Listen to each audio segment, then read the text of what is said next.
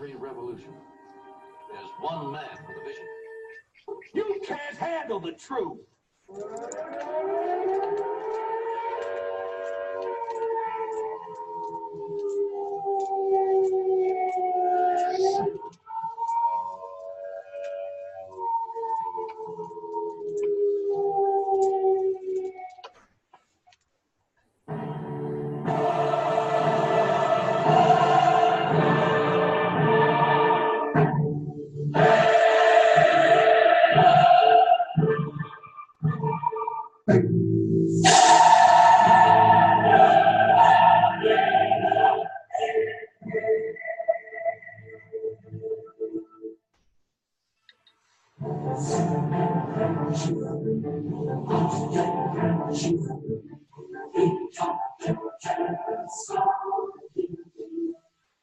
And welcome, folks, to Truth versus News from May 13th. Oh boy, halfway through May, and what a May it is. And right now, the stock market's down 700 points. All kinds of things are happening everywhere. And I will say that it seems like the saying that we have here that when truth is politicized, all is lost. You can't believe a word the media says.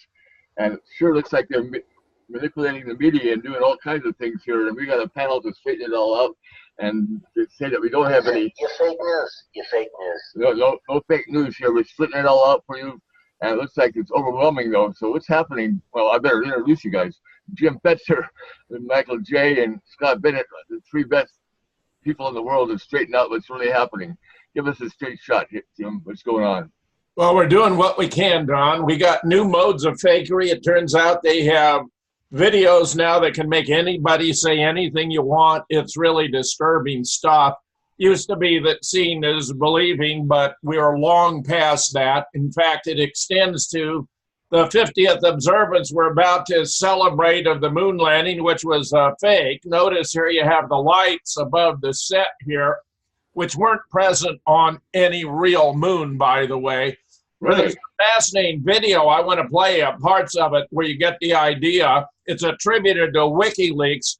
Its authenticity is up for debate, but I tell you, this is how it was done. Has released more classified documents than the rest of the world's media combined.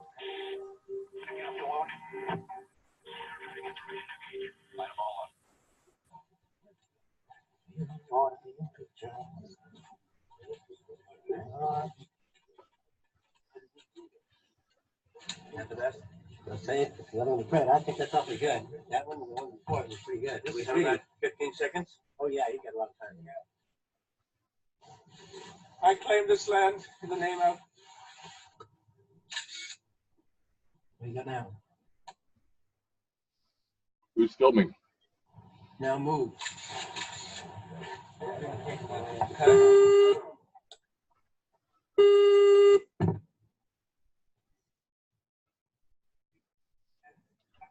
Flag waving when there's no atmosphere on the moon.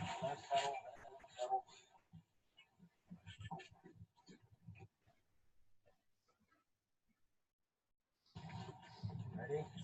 And action. Got it, Jim? There you go. Print that. Print for He needs to start off this mark. or one more page. Otherwise, he has to give us let me walk it. What do you want? Here's what we really need is to go to his left and then kind of hear back. Is that right? We're talking about a lot of fakery here. In fact, I'd say we're about to celebrate the 50th anniversary of the world's greatest hoax. Here's another walking on the moon in wide stereo you can also find on the internet. If you want to understand how it was done, you can't do better than the film Capricorn 1, released in 1978, with James Brolin, Sam Waterston, O.J. Simpson, among others, Hal Holbrook, about having to fake a mission to Mars, allegedly because they discovered there was a flaw and the astronauts would have died. In fact, they use a single grainy feed to deceive the public. It's a brilliant film to show exactly how the moon landing was fake. Here's my favorite all-time conspiracy theory. Did we land on the moon? Released in February 2001, the year my wife and I visited London together. stayed in the Morgan Hotel, where her maiden name was Morgan, which backs onto the British Museum on Bloomsbury Street. And turning the BBC channels, I happened onto this spectacular presentation of one scientific proof after another. I just comment about the boot imprint. I'm convinced the dust on the moon, because it's has no atmosphere and no moisture, would be no more capable of absorbing an impression than the sands of the Sahara. But either it's capable of absorbing an impression or it's not. We got it either way, because we also have moon landing, the moonlander, the rover, with no tracks before, in the middle, behind. So either it can take the impression or it can't. Either way, it was fake. I have a whole book about it in the second edition. This is my favorite of all the books I published with Moonrock Books. This is by far my favorite. Scott.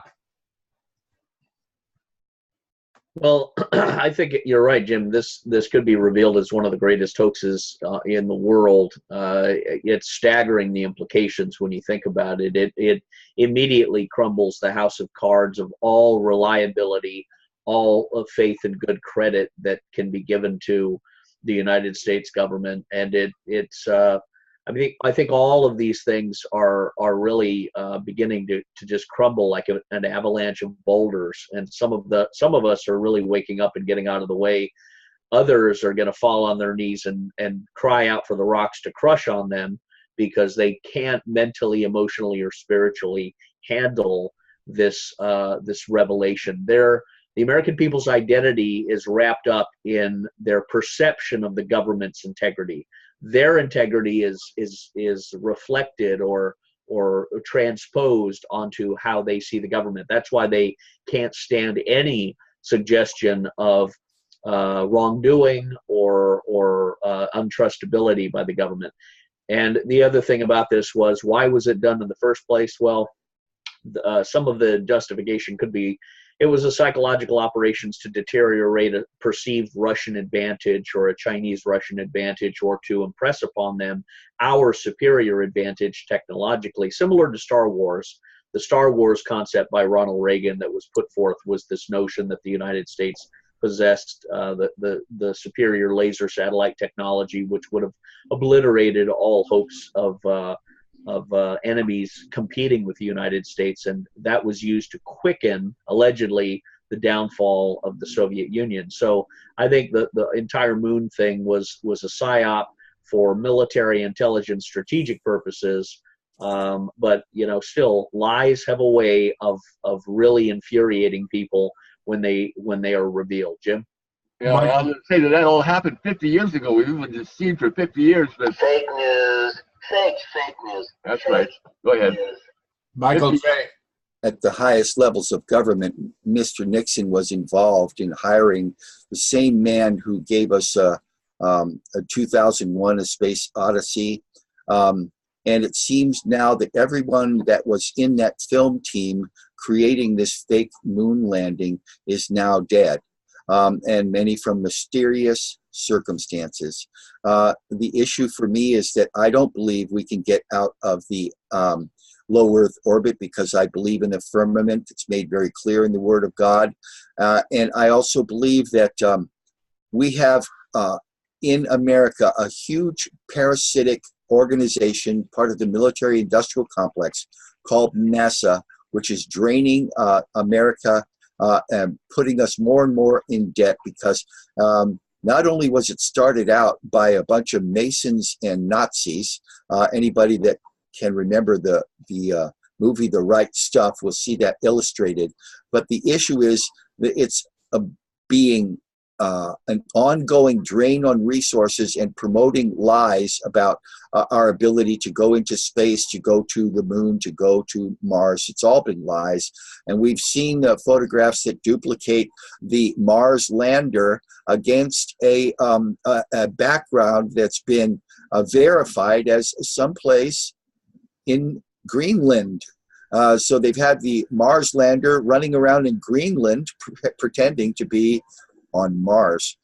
One of the things I'm very concerned about, Jim, is this ability to virtually create people by mapping their face. If anybody remembers The Hobbit and The Lord of the Rings, there really wasn't a creature called Gollum. Okay, we saw the person in the videos that exposed some of the amazing technology for face mapping and body mapping and whatever. There was a real man there, but it was actually had superimposed over it a virtual digital creation called Gollum. And so we see that we can have people like myself, digitally mapped, because we're only taking digital photographs for our so-called driver license.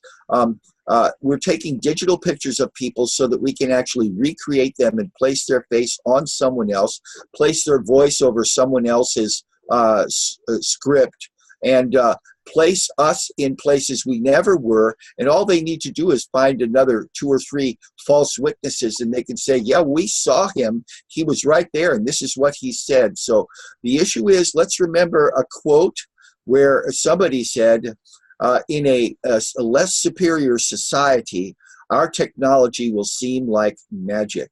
This is a very strange time, because we can never accuse our government of having integrity. Jim?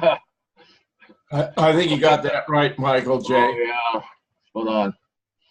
In addition, we have 2 hot spots in the world, particularly volatile. One is Venezuela. Ron Paul is wisely advising false flag could ignite war in Venezuela. The deep state could assassinate Guaido, for example. Former presidential candidate Ron Paul says he's concerned a false flag provocation can be used to ignite war in Venezuela. The country's ruling socialist leader, Nicolas Maduro, is still in power. Well, he was elected for the 2nd time by the people. It's a democracy there. After an attempt by opposition leader Juan Guaido failed to kickstart a military uprising fizzled. Now Paul says those who want to see the country plunged into more violence could stage a catalytic event. The big danger is hard war breaking out. I'd still bet it won't be too bad with thousands of troops moving, but it could be a guerrilla war, something like that. The co-host on the show went further, suggesting the deep state could assassinate Guaido. He's been kind of a hapless figure so far, said McAdams. He calls for mass protests and no one shows up. I don't think he realizes right now that he's actually worth more dead than alive, not only to the CIA, but also to his own opposition people. A shot in the crowd, something like that to take Guaido out, it might shock you, Dr. Paul, but the CIA is pretty good at this kind of thing. Here we have another report about this interview. Venezuelan opposition leader Juan Guaido failed to kickstart. His life may be in danger from his own CIA handlers. Paul said he was concerned the country may be plunged into large-scale violence. It looks very much as though this could all come to pass. He said Tuesday's events when Guaido declared a military-backed coup to be underway in Caracas, which had led to little consequence for Maduro, seemed like an act of desperation. Guaido said this is the final phase of the plan to overthrow the government. It smacks of desperation because he declared himself interim president in January, and nothing happened. He kept trying to do things to get the military to turn, and he was unsuccessful. Paul has blasted U.S. officials rooting vigorously for Guaido in his efforts to seize power in Venezuela, while denouncing with indignation things like the alleged Russian meddling in the 2016 presidential election. What a nice comparison. How many places have we been involved in the last 20, 30, 40, 50 years? I mean, that's our business. It's solidifying our empire. I think it's pure hypocrisy for us to think we are doing the interference in Venezuela, that we're against government interference. We love it, except when it's not what we're doing. Meanwhile, Guaido is claiming he wants to have direct communication with the U.S. military. This is about as absurd as it gets. You got this insignificant foreign leader who's been declared by other countries completely in violation of international law to be the president. You want to put him in direct contact with the U.S. military? Venezuelan opposition leader Juan Guaido confirmed this weekend his diplomats are seeking to open direct lines of communication with the U.S. military to coordinate possible military action to impose regime change. Guado said having direct lines of communication between him and the Pentagon would put more pressure on Maduro to resign. Admiral Kraft Fowler, head of Southern Command, said he looks forward to supporting members of Venezuela's military who make the right decision. This is embarrassingly bad. Scott. Well, you know, it's going to come down to President Trump either doing a slow boil burn, a slow boil diplomatic solution to this, and arguing that Maduro, it's in his best financial interests to leave and secede power and do it in an election way. However it's done, it needs to be done diplomatically. And the military threat could be his boosting of cards and negotiating leverage. Trump is known for doing that. So everything that you see involving military threats, I consider more of a preparation for diplomatic action. And I think that applies to Iran and such, because the bottom line is, I personally think and feel in my gut that that Americans will not tolerate one soldier being killed in Venezuela or Iran, because they know instinctively this has been a pattern by the U.S. government to falsify these activities to benefit the military-industrial complex. It harms Americans. It has done nothing positive for us in 19 years. And yet again, this Venezuela thing has sprung up. And it has a particular stench of death and sulfur and dog shit, if I will, because it's everything the opposite Trump campaigned on. It's everything that he said he would not do, and now he's doing it. So there's a double offense to the sensibilities of the American people. You said you were sick of this, and now you're doing it? I mean, there's a revulsion there that is emotional, that's deep, that people perhaps haven't really cognitively articulated with their own language yet, but there's a feeling there, and that feeling is what independent people use to vote in the next election. So if there's a conflict, a skirmish, a war, and any American soldiers that are killed, it's a very high risk that Trump could lose the election. I don't care how fabulous the economy seems today; it could burn out tomorrow, as 2008 showed us. So this Venezuelan military situation is very, very bad. I just did a video on it. And I don't trust Bolton. I think Trump is wise, and and perhaps he's turning away from Bolton. But Bolton is a miserable fool and a fanatic and a warmonger, and everyone who's worked with him has talked about that. Elliot Abrams is a lobotomized fool. He's simply trying to do the same thing that Oliver North was doing, and it is destined to hit the rocks. The only thing that would change Venezuela are the Venezuelan people. The Venezuelan military, if they back Maduro, it's a lost deal. If you could even get worse, you could get Maduro being taken out, Guaido taken out, and a new military dictatorship, and then suddenly you've got an El Salvador situation all over again, a brutal military regime.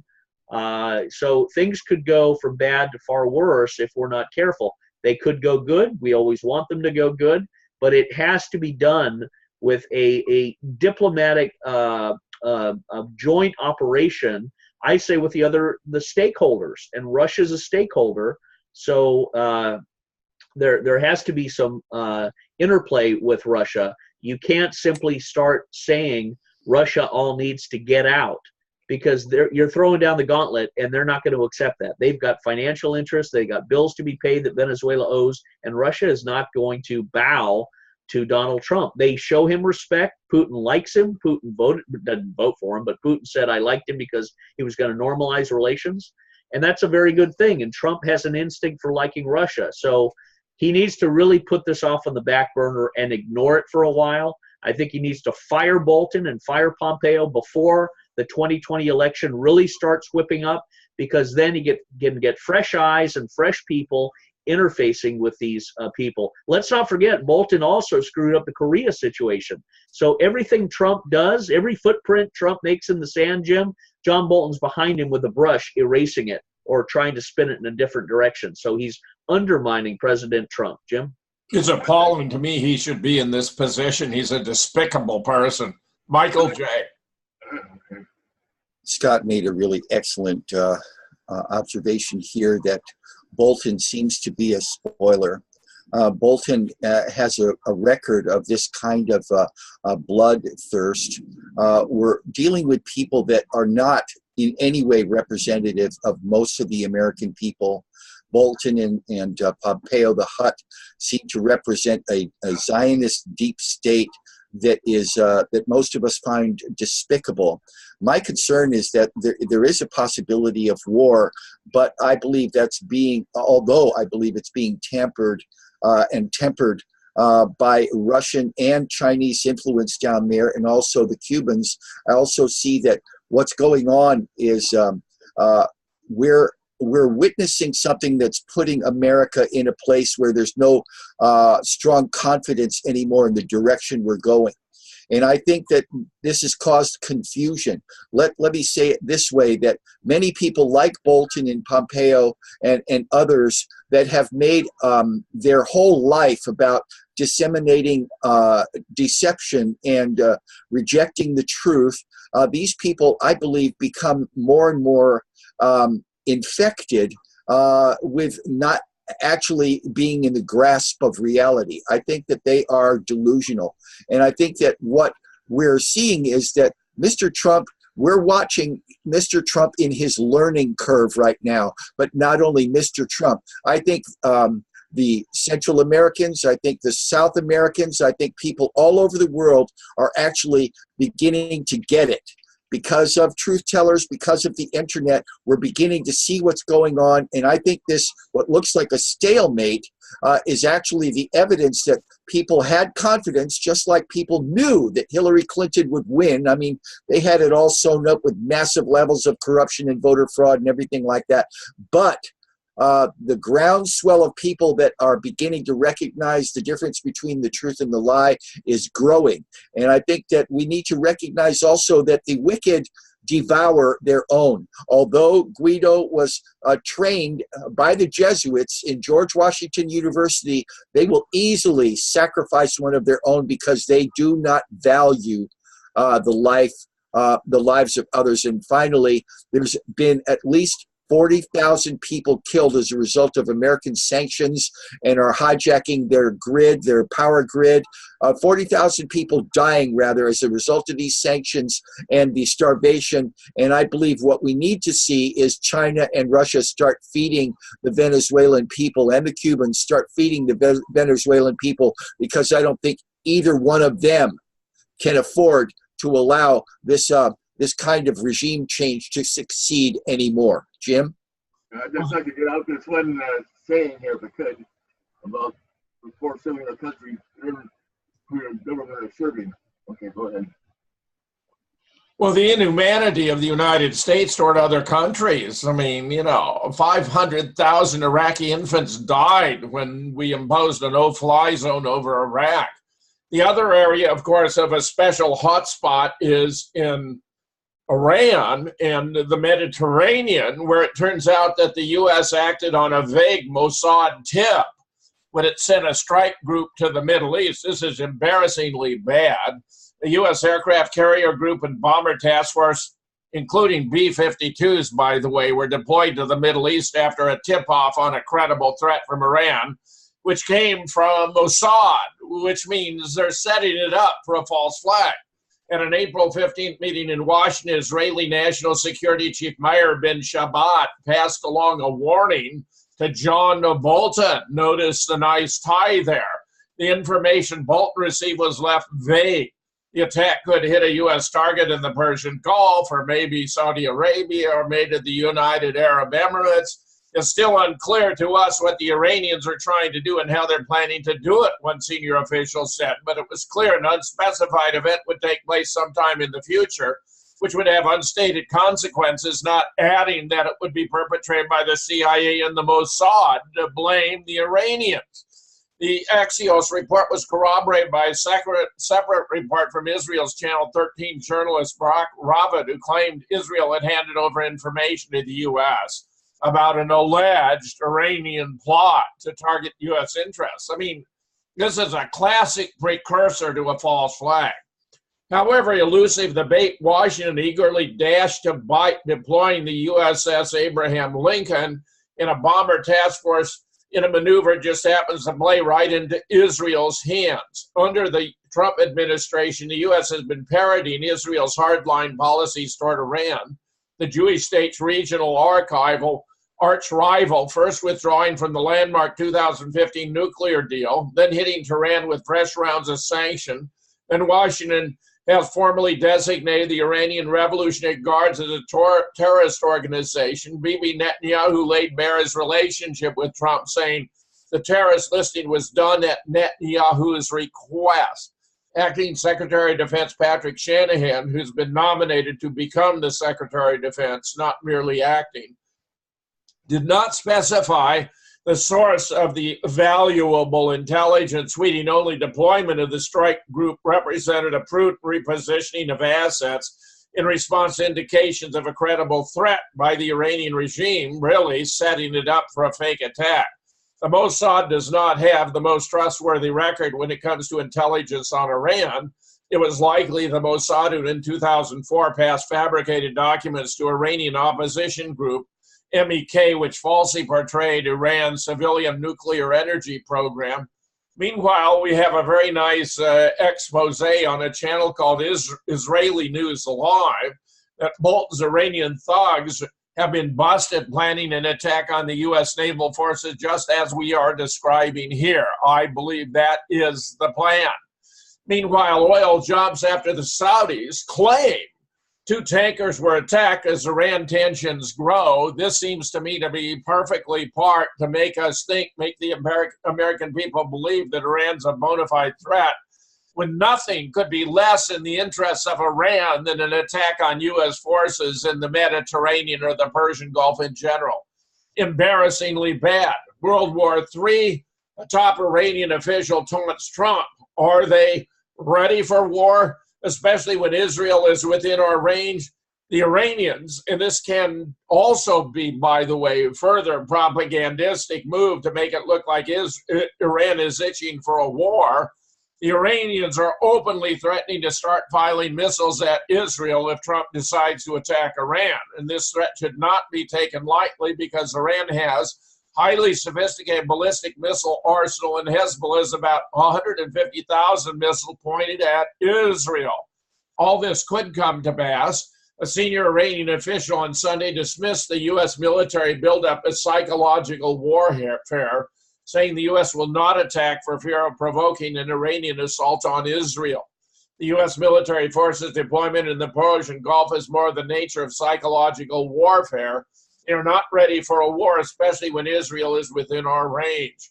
Perhaps the Iranians are correct and the U.S. has no intention of starting a war, but we have already seen the Trump administration has not been afraid to engage in a campaign of maximum pressure that's pushed us to the brink of military conflict. In recent days, the Trump administration has decided they will not allow Iran to sell oil to anybody at all, and the crushing sanctions that were imposed on Iran last year have been absolutely devastating for the Iranian economy. The sweeping unilateral sanctions reimposed when it quit the nuclear agreement have dealt a severe blow to the Iranian economy, pushing the value of its currency to record lows, driving away foreign investors, triggering protests for good reason. The plunging value of the rial has affected the price of imported staples as well as locally produced goods. According to the Statistical Center of Iran, the cost of red meat and poultry has increased by 57% over the last 12 months.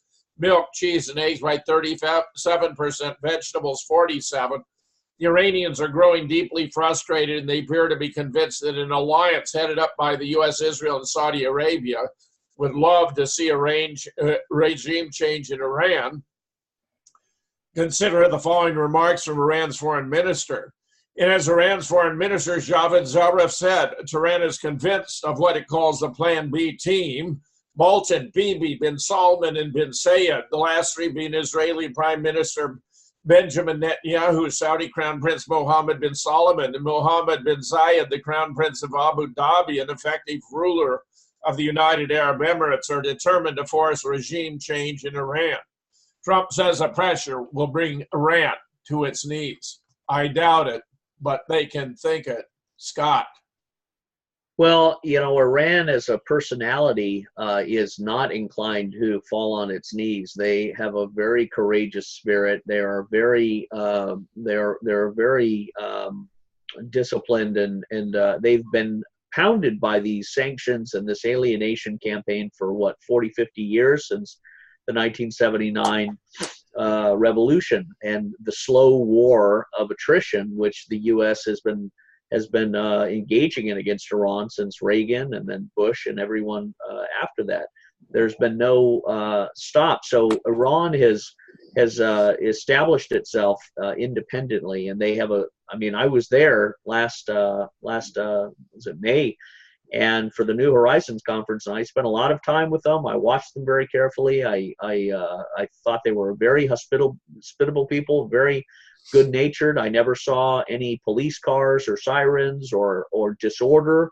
It was a very very healthy society, and I was in both Mashhad and Tehran. And there is no animosity. There is no disturbances in the streets. There's no revolution. There's no outbursts. The women are not all wearing hijabs. They're very different. They have just headscarves, but they are not what the American media is presenting them as, and that is the state sponsors of terrorism. That's just a lie. The state sponsor of terrorism, I know, is Saudi Arabia and the United Arab Emirates, and it was Qatar as well, and this other coalition of Wahhabi Salafist Sunni states, not Iran, not Syria. So this whole gamble against Iran could end very, very quickly and very, very badly, because if an Israeli ship pretends to be an Iranian ship, attacks and sinks an American ship, and then is exposed as a false flag attack, like we exposed the New Zealand shooting instantly, if something like that happens and the Israelis are caught in their own trap and they're shown to have done this, and the U.S. has been shown to be complicit in generating a massive false flag, then not only, I think, is Trump thrown out, but the entire country really does have a civil war on top of a potential third world war, because then you have Russia and Iran and China all standing together in defending against another false flag. So, Trump again needs to back away from foreign policy, which is not his strong point, because he's got traitors amidst him with John Bolton and Pompeo and Gina Haspel. We know they've been giving him false intelligence and false information. So Trump may use this as leverage, use this as to try and cultivate an opportunity for them to call him. He said that. I wish the Iranians would call him. Well, he's sort of stumbled on a bad path, and now he's got to kind of get out of it. And Bolton and these guys are trying to push him to continue down that path. Well, he needs to really, really have a come to Jesus moment and recognize that the only way to win the hearts and minds of Iran and to foment a regime change is in the grassroots level, is on a diplomatic circle, and it has to be done with partnership with the other countries in the area. But Iran having a regime change is also not consistent with their current personality and politics. They like their country as it is. They're not inclined for a revolution. They're very, very stable. So you're trying to get regime change in a country where the people do not necessarily want a regime change. They like the order. They like that they are not polluted by a lot of the pornography and social degenerations that the West suffers, that they're not suffering the LGBTQ, homosexual agenda, pornography, and all the other the destruction of culture that comes. Yet there are certain deep state elements in Iran that Zarif and others, I think, are more of a problem than an asset. Jim? Michael J. I agree with Scott that Iran does have a deep state. We were talking with Alexander, what's his last name, Scott? Azaghan. Professor down in UCLA, and he has shown again and again, because of his understanding, he's an Iranian American, he understands the deep state over there, the MEK, and the present person running the show over there, the supreme leader, is not really about Iran. He is more in agreement with Western values. And the thing that's holding Iran together are the clerics in Iran. They are not sociopaths. They are not the kind of clerics that you have in Saudi Arabia or in the Emirates. This is a Shia a group of Persians that have a totally different cultural foundation. What we're dealing with there is that we see that the real issue that Iran is facing points us back to what we need to continue to remind people of. All of this started because America and Israel and Saudi Arabia attacked the United States with American military and CIA in blowing up the World Trade Center and Building 7 and firing a missile at the Pentagon. And we've gone so far as to blame it on the people in Afghanistan, blame it on the people in Iraq, blame it on the Iranians, blame it on other people, but we did it. We started the terror wars. We started the 7 nations in 5-year plan to accommodate the Greater Israel plan. We are a host nation for Israeli Zionist megalomaniacs, and how President Trump can be proud to be on the side of a building shaking hands with a mass murderer who accommodates organ harvesting and who has actually facilitated, with the help of the United States and the Vatican Bank, sponsoring war all over the Middle East. We have facilitated the deaths of upwards of 30 million people in the Middle East. The reality is what we attempted to do in Egypt was stopped, but what we're doing in Yemen, what we're doing in Libya, what we've done in Syria, and what we're trying to continue to do in Iraq, and now pushing Iran. This is the face of a mass murdering monster. And the issue is, there is Mr. Trump holding hands with a person who is a Luciferian, devil-worshipping, Talmudic, Antichrist liar. Okay, what we're dealing with is America must make a choice and hold Mr. Trump accountable, because he is in agreement with mass murderers who specialize in regime change, because they despise all of humanity and claim for themselves the only real humanity, and all the rest of us as goy are subject to their willingness to slaughter us, exploit us, demean us, and declare that anybody who believes that Jesus is the Son of God needs to be beheaded. That's in their Noahide laws. So the reality is, wake up, America. Okay, go up to your Christian Zionist zombies and ask them, how can you tolerate somebody that the Bible says is a murderer? If you don't think Netanyahu is a mass murdering, pro-homosexual, antichrist monster, you don't know the Word of God. That's what I have to say, and thank you for letting me exercise my being triggered on such an exciting subject. Jim. Well, you're quite eloquent, my friend. Meanwhile, we have hundreds of Gaza protesters shot by Israeli forces who risk limb amputation because they're not being allowed to get medical aid. Israeli soldiers have shot 7,000 demonstrators in Gaza over the past year with live ammunition. Now 1,700 have shattered limbs that may need to be amputated if Gaza doesn't receive emergency help. Already, 120 have had arms or legs amputated, including 20 children. Millions in emergency funding is needed to save the shattered limbs who have been injured in demonstrations against Israel because the Israelis were firing live rounds or rounds serious enough to harm. An appeal for $20 million to help the victims, dubbed the Great March of Return, weekly rallies on Fridays by Gazans that began a year ago, leaving 29,000 people injured, many by live ammunition. Jamie McGoldrick, humanitarian coordinator for the occupied Palestinian territory, said more resources are urgently required. We are running against the clock for some of these cases, and osteomyelitis, bone infection, will be a crisis, and the need is to treat that, prevent it, otherwise we have to have amputations. Speaking in Geneva, following a lull in deadly violence over the weekend at the Israeli-Gaza border controlled by Hamas and Israeli security forces, Mr. Goldrick insisted the need for dialogue to address the dire economic and humanitarian situation in Gaza. He confirmed the UN Special Coordinator for the Middle East, Nikolay Medvedev, was in Cairo to reinforce the fragile Gaza ceasefire deal reportedly mediated by Egypt, adding he hoped this would allow humanitarian deliveries to resume because we were prevented from doing work because of the insecurity and instability. Today, average household debt in Gaza is $4,000. The UN official noted the average salaries are $400 a month. The situation has been made worse by chronically high youth unemployment, the fact that the UN's $350 million humanitarian appeal for 2019 is only funded up to about 14%. Meanwhile, a Tennessee judge who's under fire because he shared a racist and anti-Semitic article on Facebook calling for Jews to get the F over the Holocaust. Now, the judge didn't say that.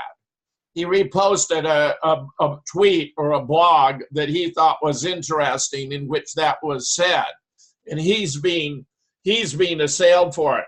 Here it was on April 5th. The judge, Lamley, shared a racist screed by David Cole, published a few days earlier on Talking Magazine. Cole, who is Jewish, reportedly gained notoriety for denying the Holocaust. Cole wrote in his rambling piece, "Jews should get the F over the Holocaust," described Muslims as foreign mud. I mean, Lamley denied being racist or that he agreed with the content, but he thought it was embarrassing to be asked such a question. The judge told the Tennessee Star he didn't agree with the article, which he said he noted in the Post. He shared it because he found it interesting. It talks about golems, which are animated Jewish folk-like creatures made from material like mud and clay. I certainly don't agree with all that, Lamley said. I thought it was interesting about creating man-made monsters. He said he was unaware Cole was a Holocaust denier. I certainly don't agree with that, being a Holocaust denier. My best friend, now deceased, was Jewish. I wouldn't do that. The fact is there's justification for it. This is very interesting where this fellow Douglas Rashkoff is talking about the attitude of Jews in today's world. Check it out. Yeah. Makes Judaism dangerous to everybody, to every race, to every nation, to every idea, is that we smash things that aren't true. We don't believe in the boundaries of nation state. We don't believe in the ideas of these individual gods that protect individual groups of people. These are all artificial constructions, and Judaism really teaches us how to see that. In a sense, our detractors have us right in that we are a corrosive force. We're breaking down the false gods of all nations and all people because they're not real. And that's very upsetting to people. Scott. What? Scott, are you there? What? Oh. Yeah, I'm here. Yeah, I think, well, that's instructive, isn't it? The way he describes himself and their agenda of being a corrosive element. I think that's been also agreed upon throughout history, that there are some elements of that. And if they have a collective agenda and a desire to cause corrosion and destruction in other cultures and countries, then it's it's not a surprise that they are responded to as a corruption and a corrosion and a virus that is being rejected and repelled out of the body politic of the countries that they seek to invade and destroy. And I remember a lot of similar descriptions of a lot of the social degeneration of the United States, from abortion to transgender, transvestite, homosexuality, and all of this leftist liberal ideology was erupted in a sense of Jewish Zionism, however you want to cloak it or describe it. It's a destructive element. But I'll defer to you, Jim, because no one's better at articulating the true nature of the Holocaust narrative and in the facts than you. So I'd welcome an opportunity to give us a brief on that again. Well, what's interesting here especially is the opposition to national borders, except, of course, for Israel. And the denial of other gods exist except for Yahweh. Obviously, he's not denying the existence of the God of Judaism. So the hypocrisy here is simply appalling. But I think your points about why Jews worldwide have been given the toss from so many nations, in excess of 100 throughout history, is very, very telling. Michael J. Dr. Stephen Pidgeon pointed out that you can't be a Jesuit if you don't have in your lineage some link to the Jews. I haven't confirmed that, but I really seem to believe it because the creator of the Jesuits came from a Jewish background in, I believe it was Portugal.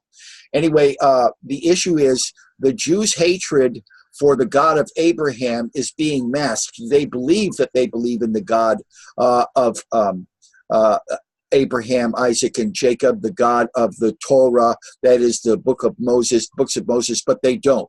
The Word of God makes it really clear that their behavior shows them to be the children of Satan, the children of Lucifer, and their own Kabbalistic teaching that is found in the Talmud teaches that they must embrace both sides of their nature, their satanic side and their other side. This is not salvation. This is not what the Word of God teaches. This is more like what was called a doctrine that was exposed in a Revelation called the Nicolaitans. But the reality of our facing what was pointed out, what I mentioned earlier, is that all other gods includes, that is destroying the faith and the worship of other gods, includes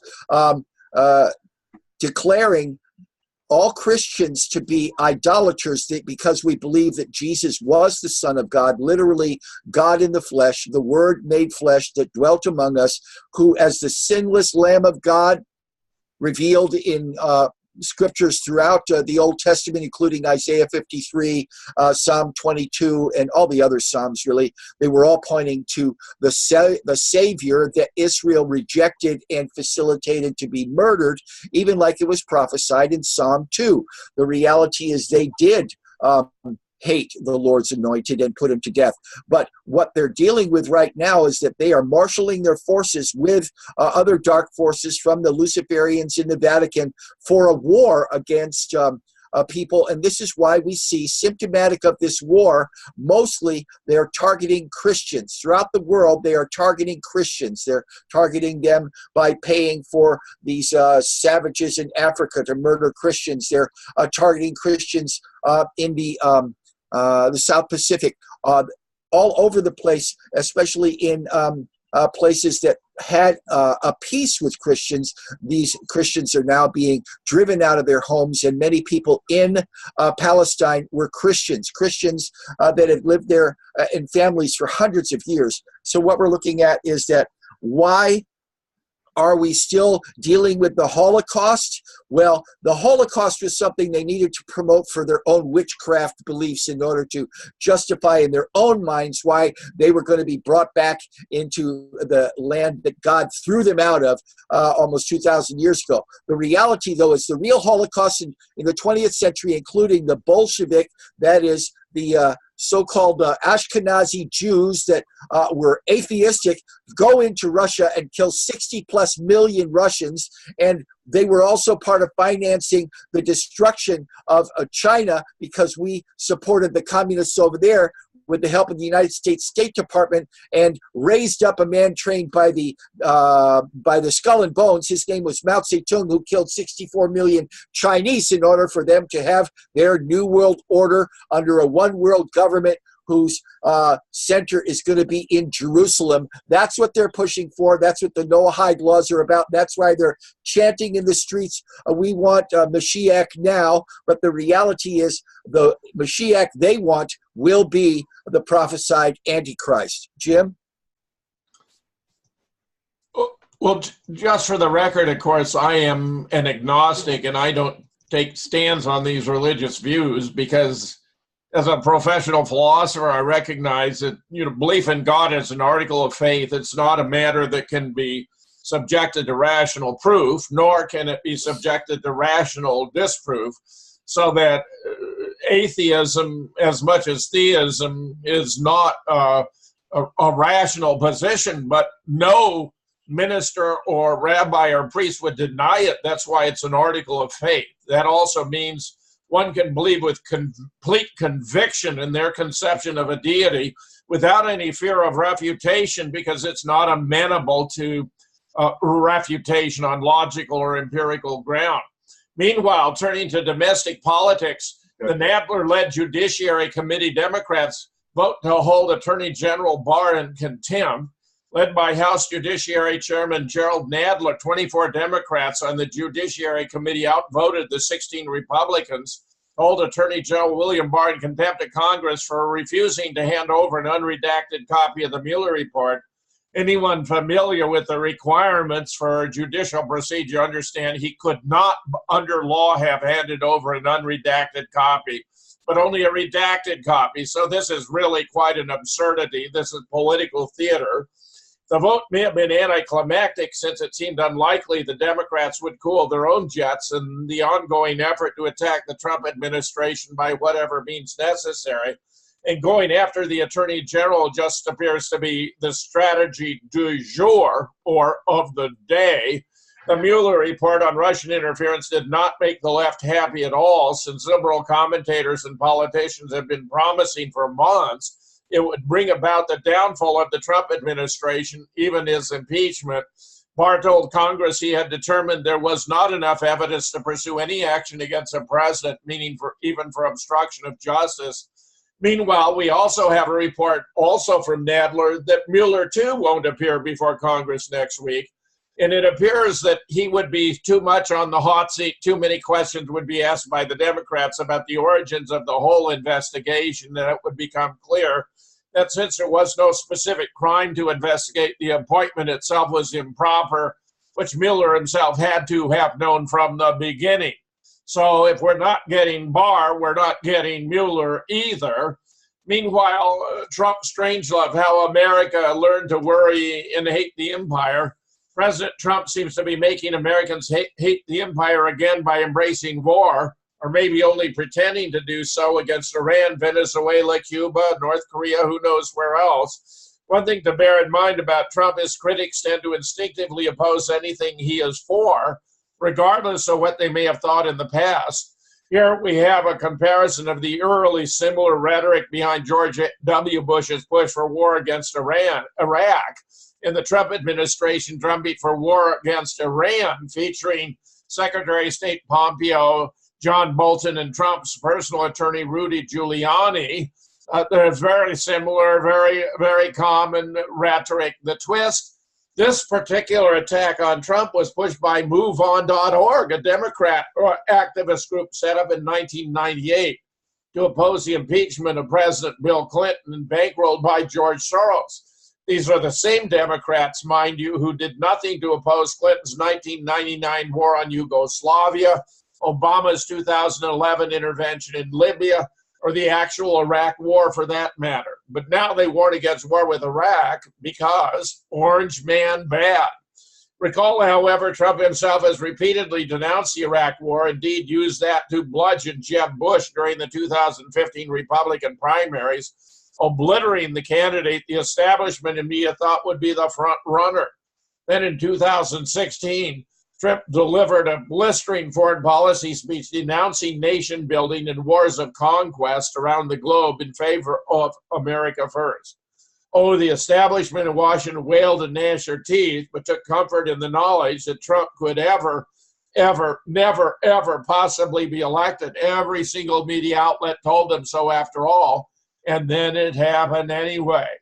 So Bibi and Trump are gearing up for Bolton's mustache with Iran, and we're all screwed, comes from a tweet by really Don't Trump.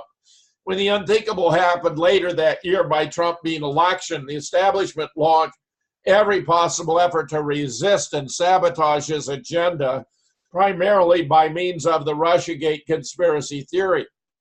The very swamp in Washington Trump vowed to drain went to war against anyone who might actually do it, from General Michael Flynn onward, while steering clear of neocon cadres like Pompeo, Bolton, Clint Volker, or Elliott Abrams, who ended up working for Trump. Have you seen any of them accosted at a restaurant or accused of a scandal in the Washington Post? Of course not. This is one possible explanation for why Trump ended up embracing the neocons. They are the only ones actually willing to work in his administration. Another possibility, however, is that Trump is aware the very best way to make the establishment hate a position is for him to embrace it. Scott. Well, you know, there is a psychological dimension to what he's doing with regards to Venezuela and Iran. He's again using military threats and bombast and the accumulation of resources to potentially develop into diplomatic negotiations. We saw his attempt to do that in North Korea with engaging in diplomatic war first, and the war of information, and criticizing with obscenities and name calling Kim Jong-un, and then flipping that upside down and trying to engage, and apparently having a certain degree of success. How that is going to continue or fold is another matter. But these are very risky operations because the American people, in a sense, have become war fatigued. There's that old term, the war fatigue sets in, and the military becomes, you know, combat ineffective. It's endured too much trauma for too long. I think the American populace has endured 19 years of endless war. And yes, many people weren't born when all of this started, but many of us were. And I'd say the most important people in the country remember what before 9/11 was in America and what it became after. And that voting block of people over the age of 40 can really turn the country back. And that's where Trump is risking a backlash and a political reversal against him if there are accidental discharges, if there are military engagements, if there are shots fired, if there are planes brought down, if there are ships shot up and sailors killed, then everything turns on a dime, and suddenly Trump is a war president like George Bush. And we saw George Bush. The only reason George Bush survived impeachment, I think, is because the internet didn't have all of the information about 9/11, and he was already engaged in war, and the American people wanted to solve it and get out. They didn't want Kerry in there, and there was all sorts of bad things about him. But this is different. Trump is using language to open up a whole new front for part 2 of the neocon agenda. Only it's, you know, 5 countries in 5 more years: Russia, China, Iran, Syria, Turkey. That's their a neocon agenda, or with Saudi Arabia perhaps. But I think that would result in Trump's removal, and I think that's something he needs to be cognizant of. Jim? Don, I think you're ready to take us out for a break. Can't hear you, my friend. Oh yeah, that's right. I'm muted. And essentially, it's been a great hour here. We've got another hour to come here on Truth versus News for May the 13th. And we'll say we've seen an awful lot of fake news. Come on, you are fake news. And fake news turns into fake history, which has been with us for how many decades? And things are, we don't know nothing is right unless you listen right here. So keep on watching, folks, as we come back in a few minutes here.